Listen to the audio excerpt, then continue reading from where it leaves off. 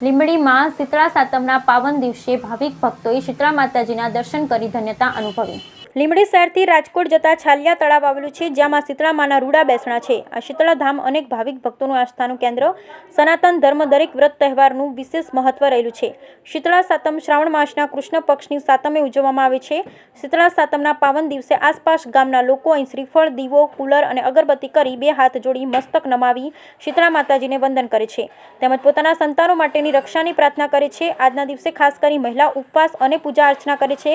તે ઉપરાંત અહીં મેળામાં બાળકો વિવિધ રમકડા ખરીદી અને જમ્પિંગમાં જઈ મનોરંજન માણતા નજરે પડ્યા હતા। વરસાદી માહોલમાં આજના પાવન દિવસે શીતળા માતાજીના દર્શન કરતા ભાવિક ભક્તોમાં ભારે આસ્થા જોવા મળી હતી અને કોઈ અનિચ્છનીય ઘટના ન બને એ માટે પોલીસ ખડે પગે ઊભી હતી। Bureau report Vallabhbhai Rathod, Limbdi. શ્રી શીતળા માતાજી શીતળા ધામ મંદિર છાલિયા ગામ જે જૂનું વસેલું હતું ત્યારનું આ મંદિર છે। લગભગ 600-700 વર્ષ એનાથી પણ વધુ સમય હોય તો કંઈ ખબર નથી। અને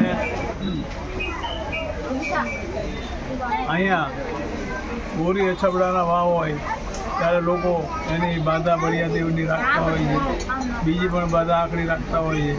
જે બધી માનતાઓ અને શ્રદ્ધાનો વિષય છે, શ્રદ્ધા પ્રમાણે લોકોને આવે છે, માનતા હોય છે, એ લોકોની માનતા સફળ થાય છે, પડે છે અને એમને આંખો કેન્સર મટી જાય છે। એ ટાઈપના બધા અનેક દાખલાઓ માતાજી છે।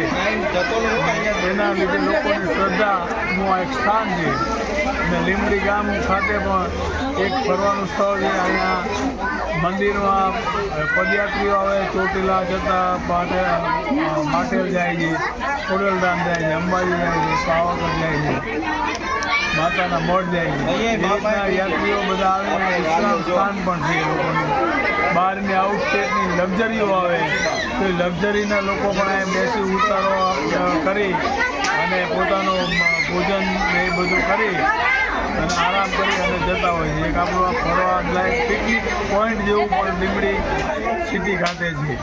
અને માતાજીનો મહિમા અનેરો છે અને લોકો માને છે, લોકોની આસ્થા સ્થાન।